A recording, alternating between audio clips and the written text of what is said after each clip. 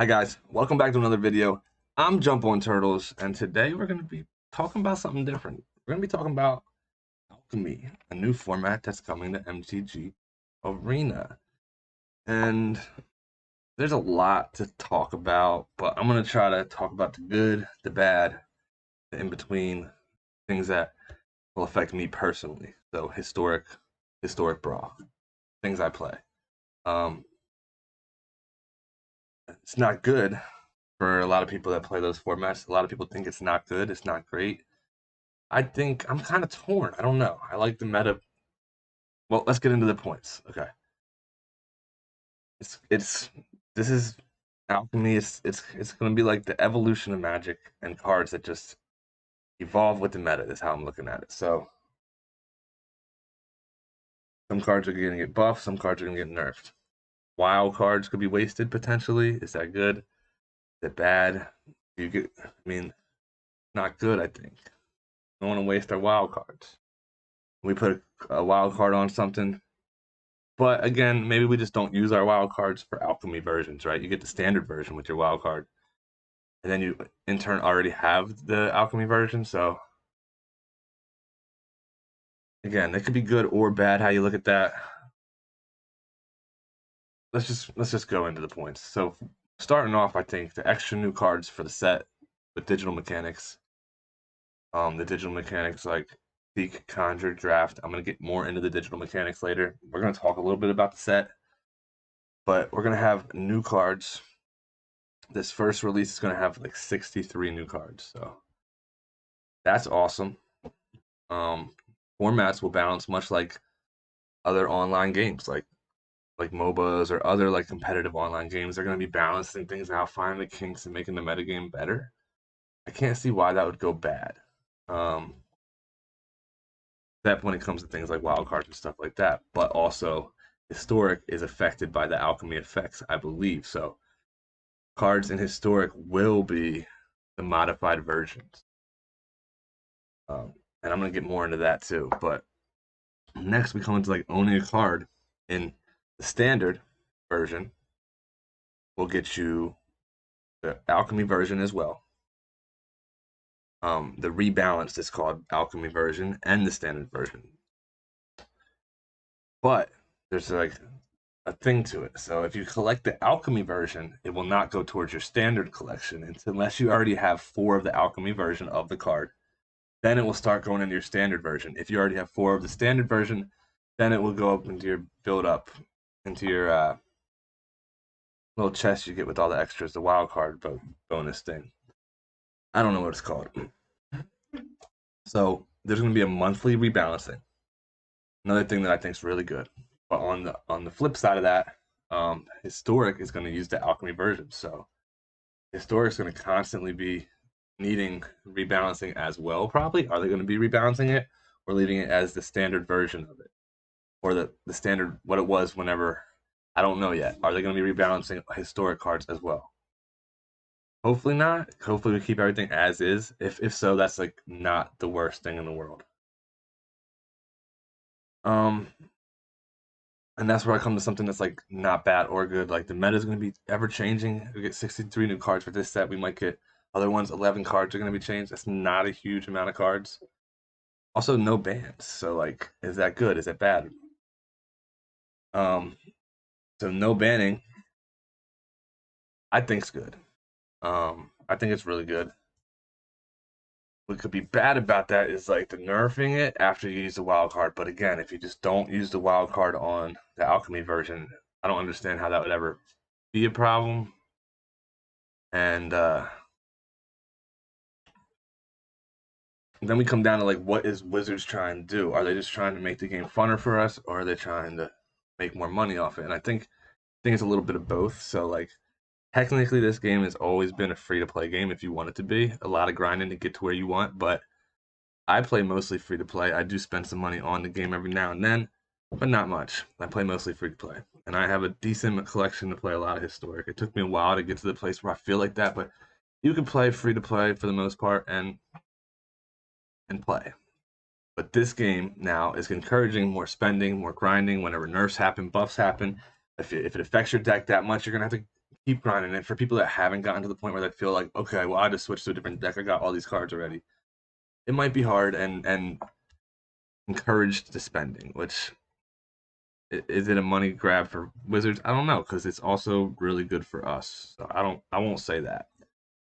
Um, and then like another last plus that I can just highlight here is like the new mechanics, the digital only mechanics, being able to do things like conjuring cards and seeking cards and seeking specific cards in your deck randomly, like that aspect. It's almost something like out of Hearthstone.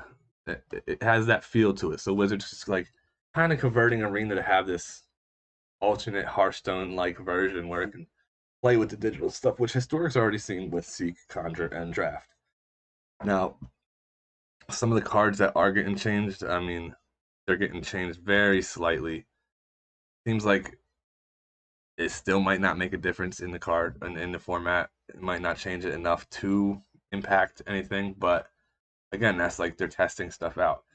There is a list of cards coming out for uh, what is this? The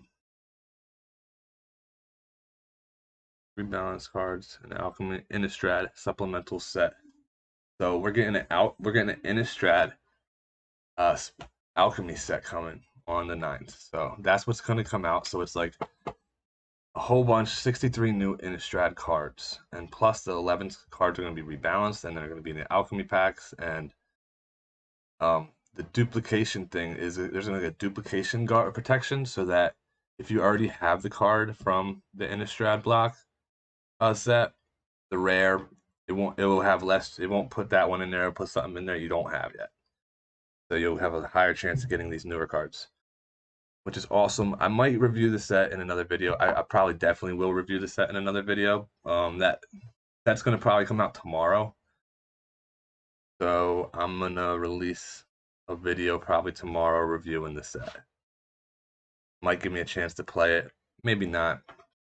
But a couple of cards: Seeker's Chariot, Philang's World Sculptor, Alrun's Epiphany. They're trying to make cards better. They're trying to make cards worse. They're trying to make everything balanced. It shouldn't be the worst thing.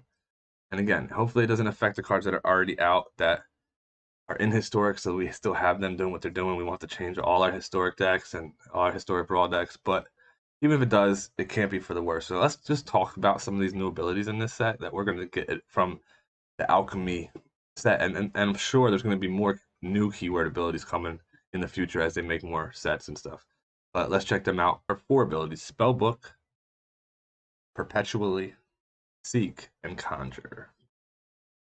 All right, just to get an idea what spellbooks are, a spellbook is a curated list of cards tied to a specific card in the game. Cards with spellbooks only appear on alchemy cards. Drafting from a spellbook would occur from an activated or trigger ability that says your spellbook, and these are cards that do not exist until this ability is activated or triggered. And I'm gonna actually make a whole video on spellbooks probably in the next couple days. So just hit that like or subscribe button if you want to see it. I mean, that's it. And we're gonna look at the next ability. So perpetually. Perpetual effects modify a specific card permanently. So yeah. So no matter what zone they go to, whenever you give something, it'll give them menace perpetually. That's one of the new cards. It'll give them flying perpetually. It'll give them maybe +2/+2 perpetually, right? So that means no matter what happens, that card has like reprinted into that. It has it on there. If it dies, if it gets exiled and comes back into the game, whatever happens, it's on there. That ability is on there.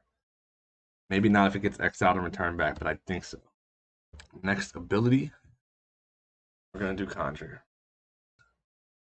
It's pretty simple. Whenever you conjure something from either ability or effect or something, you'll create a card which was not originally in the player's deck or sideboard. They are created from the action itself, but behave like normal cards thereafter. So there's going to be other effects that tell you what you're conjuring and how you're conjuring it, right? But it's going to conjure up a card that nothing. Add it to your hand or into play or whatever else it does. It's just like the spellbook. So like it's conjuring up a card that didn't exist. Now Seek is different. So Seek is a digital twist on a tutor effect where it's gonna seek something specific criteria that you don't get to search for, so it adds that random effect to it.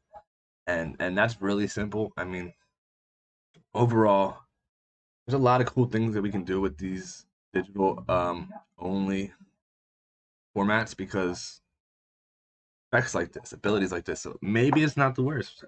Give it a shot. Hopefully it's fine. Hopefully they don't affect our old historic cards. Otherwise, we might need to storm Washington.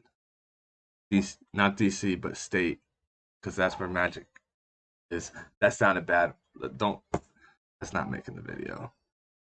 Not. We might need to go up to Wizards headquarters. There we go. That's better. Thank you guys for watching. I'm Jumponturtles, and if you want more content like this, comment below. Let me know what you guys want to see. Might do alchemy videos too. We'll go to historic. We'll do alchemy, whatever. Maybe I'll learn standard a little bit more. Thanks for watching. Catch you next time.